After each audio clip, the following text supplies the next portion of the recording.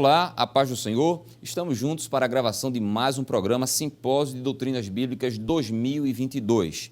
Nesta feita, vamos estudar a lição de número 5, que tem como título Milagre sobre os Reinos das Trevas. Vamos orar? Vamos pedir a bênção de Deus? Oremos. Pai bendito, Deus eterno, Deus de todo o poder. Nesse momento, nós te pedimos a tua direção, a tua orientação, a tua inspiração, Senhor, para tratarmos desse assunto tão delicado, mas ao mesmo tempo tão edificante, tão importante e tão atual para a tua igreja amada, Pai. Nós te pedimos a tua bênção sobre cada um de nós e sobre todos os espectadores, em nome de Jesus Cristo, teu Filho. Amém.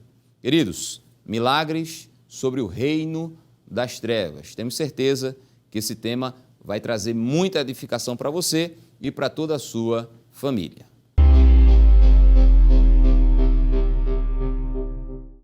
Queridos irmãos, como dissemos, hoje nós estudaremos a lição de número 5, que tem como título Os Milagres sobre o Reino das Trevas. E convidados pelo nosso pastor presidente, o pastor Ailton José Alves, para comentar a lição de hoje, estão o pastor Cândido de Freitas, que coopera com o nosso pastor, como pastor da filial ali em São Lourenço da Mata, e também não quer demais lembrar, pastor, que o senhor foi missionário da nossa igreja lá no continente africano, na África do Sul. Pastor Cândido, a paz do Senhor. Paz do Senhor, irmão Valber, e é um prazer estar aqui para cooperar e atendendo também à escala do nosso pastor, o que nos alegra, nos deixa muito satisfeitos, porque estamos cooperando para o reino, ajudando também o pastor, e em especial numa matéria dessa tão boa. Sim, pastor.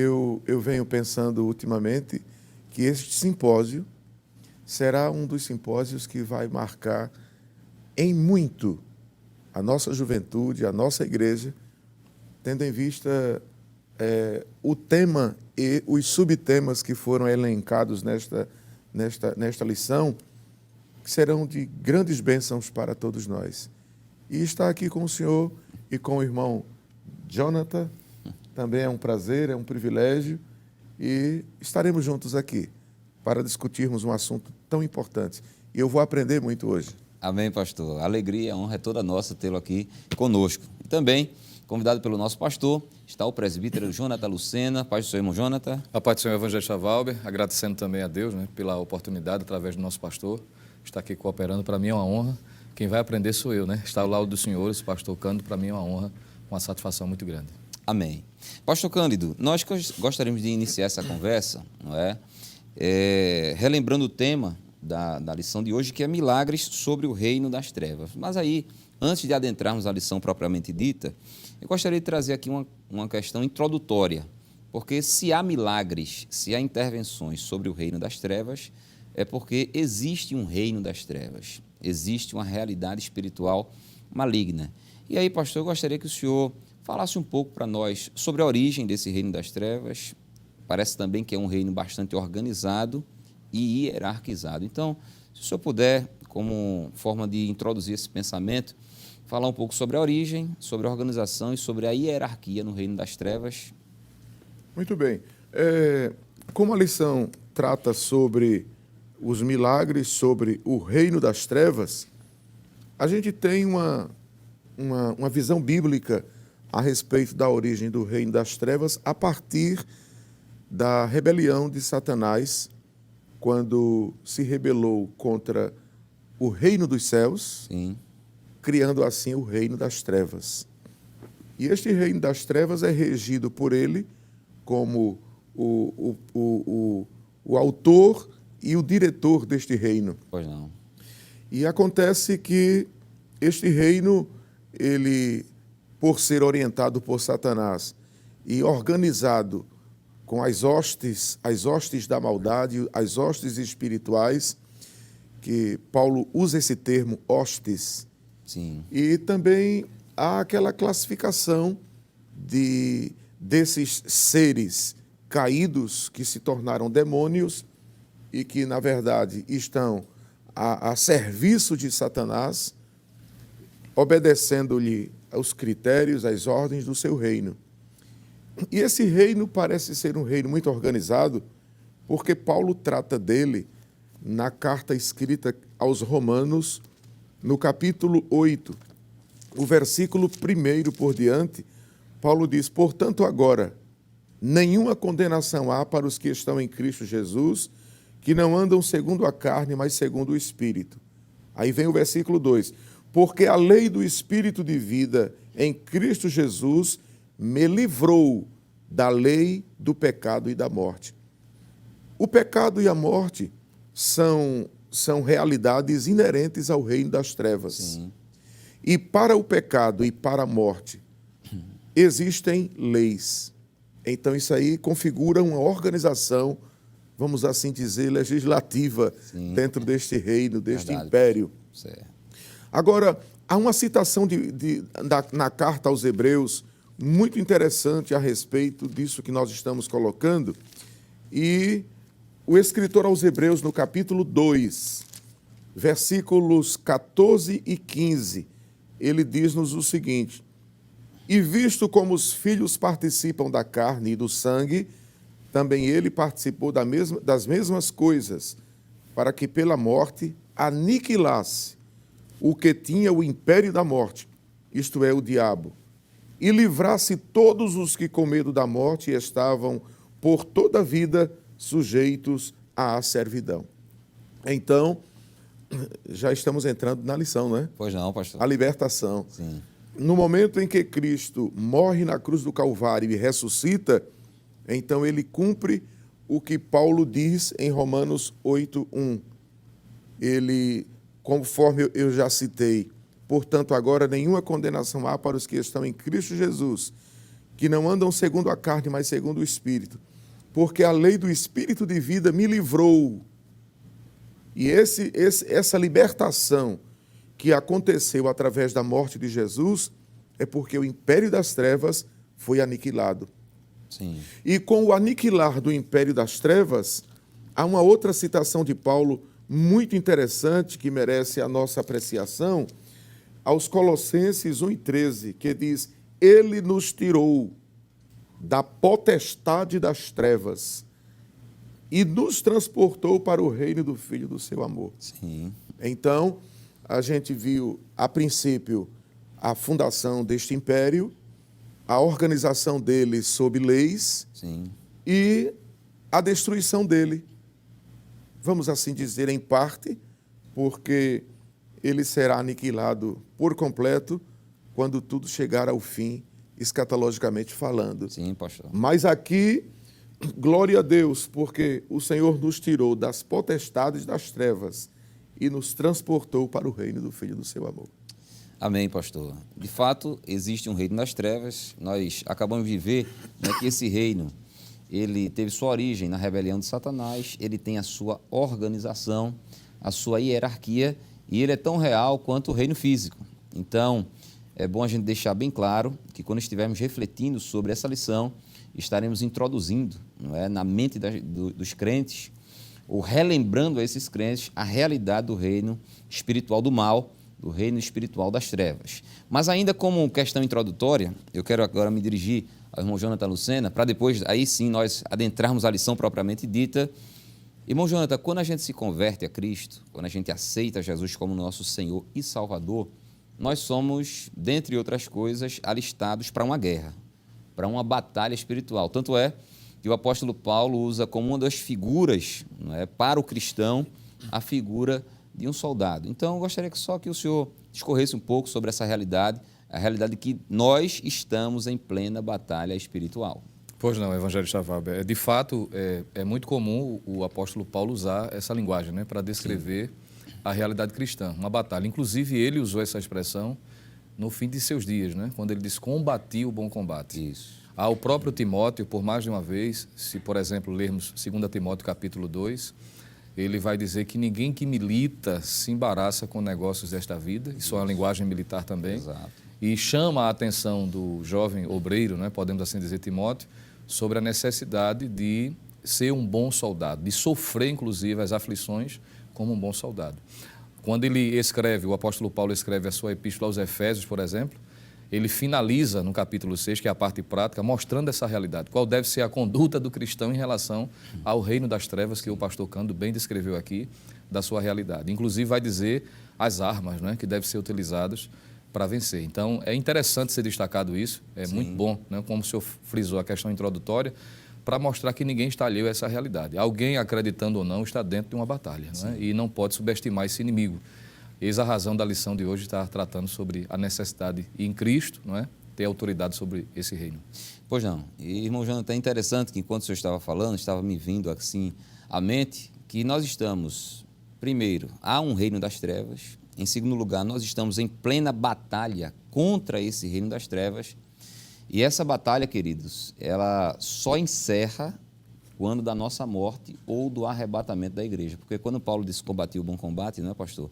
Ele estava no final da sua carreira. Então, durante toda a sua vida, enquanto cristão, ele batalhou, ele militou, ele lutou contra as trevas até o seu último suspiro, não é? Ele estava ali lutando contra o reino das trevas. Mas, pastor Cândido, voltando agora e adentrando a lição propriamente dita, milagres sobre o reino das trevas, o tópico 1 tem como título a autoridade de Jesus, não é? E esse tópico número 1, tópico da nossa lição, a autoridade de Jesus, ele está subdividido em 2 subtópicos. Primeiro, Jesus, o Filho de Deus, e segundo, a atuação de Jesus, como está aparecendo aí na sua tela. E aí, pastor, sem sombra de dúvida, o único que tem autoridade sobre o reino das trevas é Jesus de Nazaré, é o nosso Senhor e Salvador Jesus Cristo. E o autor da lição, ele coloca aqui Jesus, o Filho de Deus. Então, é enquanto Filho de Deus, pastor, que Jesus tem poder e autoridade sobre o reino das trevas, não é isso? Eu gostaria de comentar sobre esse ponto, tamanha importância, trazendo à nossa memória uma mensagem bíblica que eu ouvi de um renomado pastor da nossa igreja, que já está com o Senhor. Pois não, pastor. Pastor Pedro Lins de Souza. Sim. Em uma das suas pregações a respeito da morte de Jesus, ele enfatizou que uma das maiores derrotas de Satanás com relação a Jesus é porque Satanás nunca foi carne, nunca teve sangue. Sim. E a palavra de Deus diz que sem derramamento de sangue não há remissão. Isso. Satanás sempre foi um espírito. E por ele ser um espírito, então, ele nunca pôde ser, nem nunca será quem foi Jesus. E o pastor enfatizava com muita clareza isto, dizendo que Jesus, sendo o próprio Deus, ele se encarnou. Daí a força de expressão Filho do Homem. Sim. Ele se encarnou e derramou sangue por seres humanos que também têm sangue. E aí a gente entende que a batalha espiritual no que tange ao reino das trevas não é uma coisa fictícia. Sim, pastor. Não é uma ilusão criada por teólogos ou por cristãos, não. É fato real. Sim. Eu, como o senhor bem colocou, eu trabalhei ajudando o pastor no continente africano por alguns anos. E eu vivenciei experiências no reino espiritual, porque das trevas a gente não faz parte. Sim. Mas eu vivenciei experiências muito fortes quanto a essa questão. E as experiências que vivenciei ali, inclusive, pastor Valber, irmão Jonatas e os demais irmãos que estão nos assistindo, existem realidades no reino das trevas. É muito pesado isso. Pois não, pastor. Que a teologia não explica. Exato. E eu faço questão de enfatizar isto, porque, mesmo sendo a teologia a visão ampla que a gente pode ter a respeito das coisas de Deus, mas existem fatos que ela não consegue explicar, porque ela é vista, escrita, pensada, enfatizada por homens. E eu vivenciei realidades lá, que me reservo aqui não comentar, Pois não, pastor. porque são coisas muito profundas. Pois não. Mas Jesus é o Senhor que tem autoridade. E eu gostaria de, endossando aqui o belíssimo comentário que temos, Sim, pastor. eu queria citar pelo menos 3 coisas que são importantíssimas para a gente corroborar sobre a autoridade de Jesus. A primeira delas é que ele é Deus. E por ele ser Deus, ele tem autoridade sobre todas as coisas. E poderíamos até aqui citar aquele texto bastante conhecido de Isaías 43:13. Ainda antes que houvesse dia, eu sou, e ninguém há que possa fazer escapar das minhas mãos. Operando eu, quem impedirá? Então aí está a supremacia de Deus. Sim. E o próprio Jesus disse, eu e o Pai somos um. Isso. Em segundo lugar, uma segunda coisa que a Bíblia nos mostra, a Bíblia nos ensina sobre a autoridade de Jesus, é que ele nunca pecou. Citando aqui Hebreus capítulo 4, versículo 14 e versículo 15, a gente observa que Jesus em tudo foi tentado, mas está lá uma conjunção adversativa, porém, sem pecado. A autoridade de Jesus supera todas as autoridades que possamos pensar, inclusive do reino das trevas, porque ele sempre foi e sempre será santo, santo, santo e santo. Glória a Deus. Uma terceira coisa que ainda a gente pode olhar à luz da Bíblia sobre a autoridade de Jesus é que ele ministrou esta autoridade. Eu estou usando a expressão ministrou, ou seja, ele serviu, ele deu, ele fez por nós o que nós não poderíamos fazer.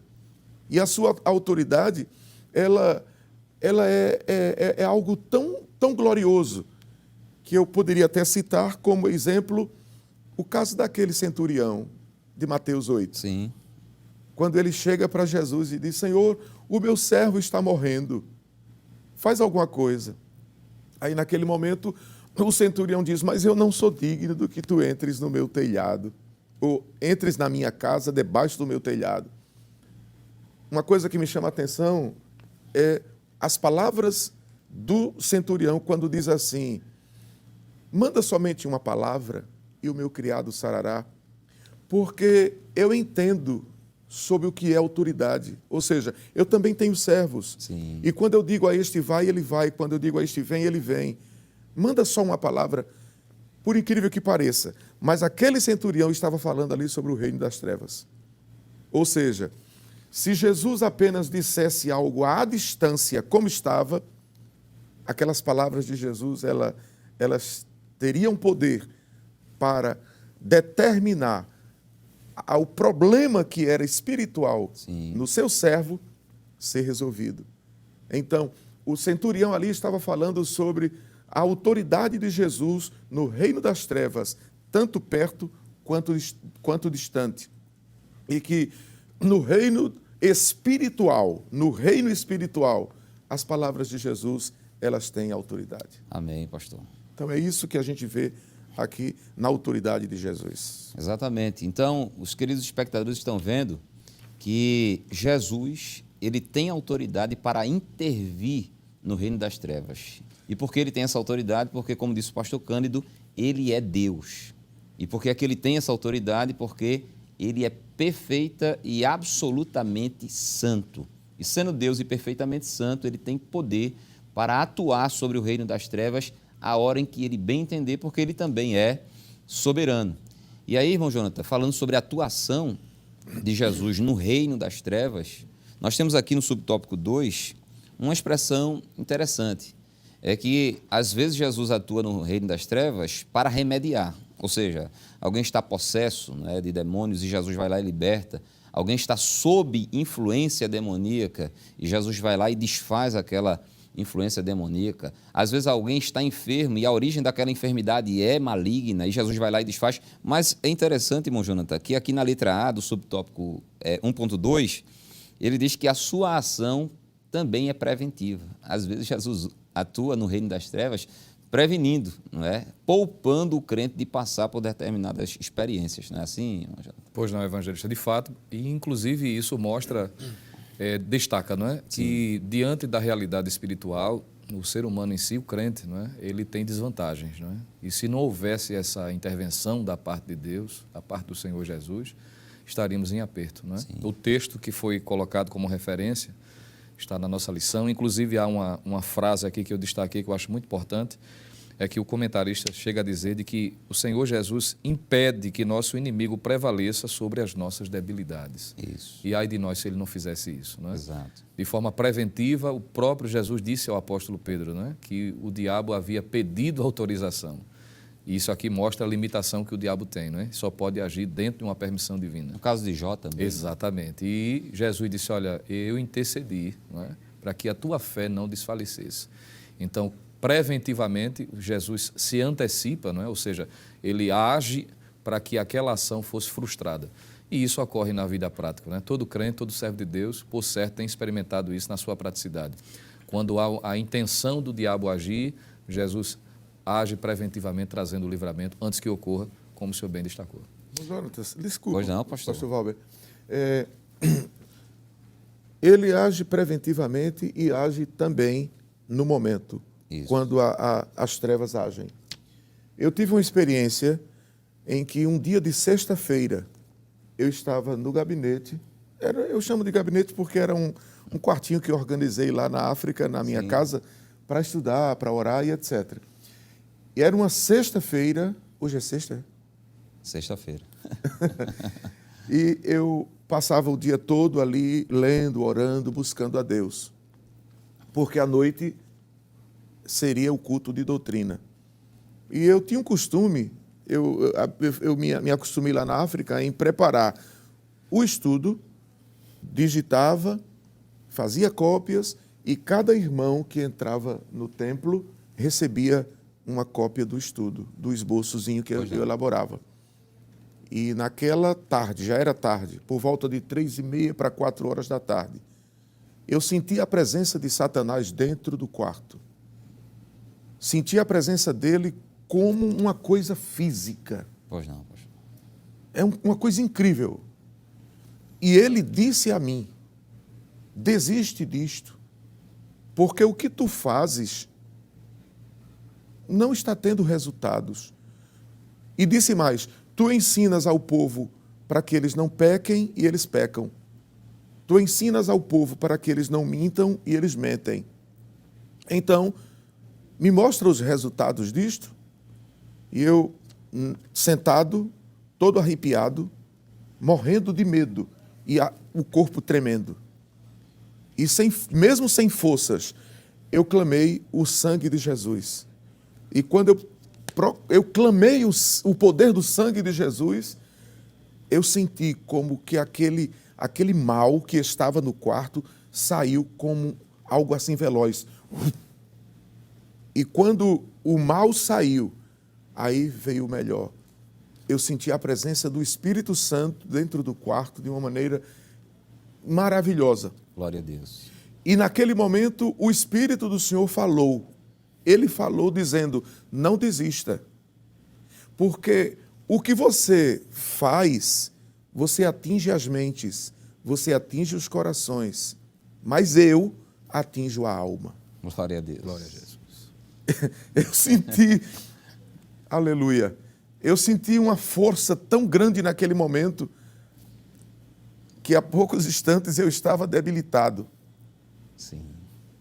E corroborando com o que o presbítero Jonathan falou, é impossível o humano lidar com o espiritual. Verdade, pastor.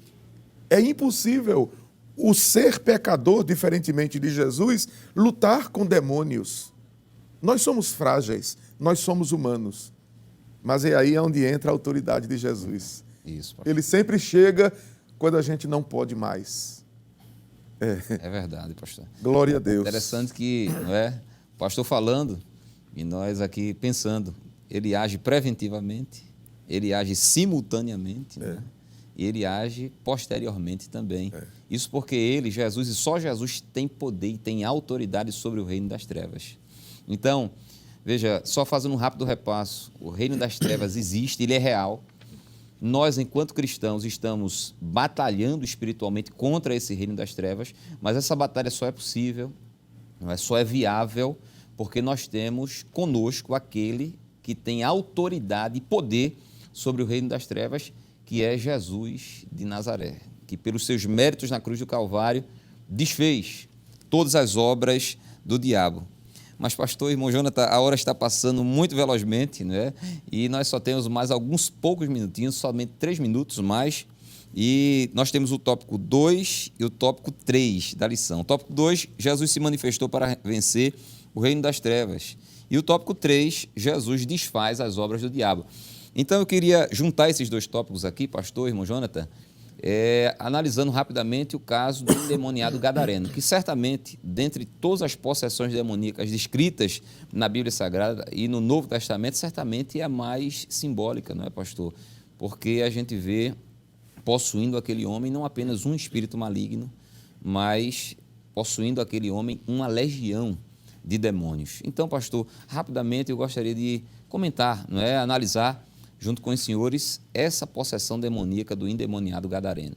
Como o tempo está bem apertado, eu queria só pontuar algumas coisas que eu acho muito interessantes nesse texto. A primeira delas é que os demônios conhecem Jesus desde a eternidade. Verdade. Porque chegaram e disseram, Jesus, eles trataram Jesus como Jesus é. E olha, pastor, só me permita, porque ainda há quem pense que demônios são, por exemplo, espíritos desencarnados, de pessoas que eram más, perversas, mas não é verdade, não é demônios. Espíritos caídos. Anjos caídos, melhor dizendo. Exatamente. Então, número 1, eles conheciam Jesus como Jesus. Sim. Em segundo lugar, eles incorporam-se. Eles, no reino das trevas, eles estão sempre procurando um corpo para estar. Sim. Terceiro, o objetivo principal da estada deles nos corpos é destruição. Destruição. Isso. Em quarto lugar, uma quarta coisa que pode também se destacar é que Jesus libertou aquele homem para mostrar para todos o poder que ele tem sobre as trevas. É muita coisa boa que tem isso verdade, aqui, né? pastor. Mas o tempo não dá. Amém, pastor. Irmão Jonathan, todas essas características, né, descritas pelo pastor Cândido, esse contraponto entre Jesus e o reino das trevas, nós vemos claramente no episódio descrito, né, pelos evangelistas do endemoniado gadareno. Agora, interessante, que apesar de haver uma legião dentro daquele homem, a presença de Jesus e as palavras de Jesus foram suficientes para libertar por completo aquele homem, e os efeitos dessa libertação foram maravilhosos, né? Com certeza, evangelista. Fica evidente, né, o quanto Jesus tem poder, não é, sobre o reino das trevas. Sim. O fato de a presença dele, inclusive foi colocado na lição, a versão NVI do texto de Lucas 8:27, Pois não. quando se destaca quando Jesus pisou em terra. Isso, só a chegada dele trouxe uma inquietação no reino das trevas. Sim. E aquele que antes era alguém que não era possível colocar debaixo de um limite, automaticamente os demônios impulsionaram aquele homem até onde Jesus estava, reconhecendo, como bem frisou o pastor Cândido, mostrando sua limitação, pedindo permissão, porque Jesus deu uma palavra de comando para sair dele e pedindo para entrar nos porcos, né? Então, tanto a presença como a palavra é o suficiente. Interessante, evangelista, me permita, é que hoje há pessoas que pensam que precisa-se de outros recursos para que haja vamos dizer, uma anulação da ação de Satanás, mas somente a presença e a palavra. Não muita coisa, não é entrevista, não precisa estar usando outros recursos. Sim. Senão a presença e a palavra de Deus é o suficiente para repreender. A autoridade do nome de Autoridade. Jesus, não é isso? E o glorioso é que o milagre fez com que o homem quisesse seguir a Jesus. Verdade, pastor. Não, fica aí, vai para a tua família e etc. Exato. É a ênfase desta lição. Sim. E eu quero aqui enfatizar, amados, e os demais que estão nos assistindo, de que nós precisamos orar mais, jejuar mais, buscar mais a Deus para resgatar mais vidas que vivem oprimidas pelo reino das trevas. Amém, pastor. E só através da oração, do jejum, da santificação, do conhecimento da palavra, porque é a palavra que liberta, Sim. acontecerão grandes milagres no reino das E trevas. crer, não é, pastor? É, claro. Crer na autoridade do nome de Jesus. Em nome de Jesus. Amém. Queridos, é uma pena, o tempo passou muito rápido, mas nós chegamos ao final de mais um programa Simpósio de Doutrinas Bíblicas 2022. Desta feita, estudamos os milagres sobre o reino das trevas. Então, amanhã, você estará estudando mais uma lição. Temos certeza que vai ser de bênção para a sua vida e para toda a sua família.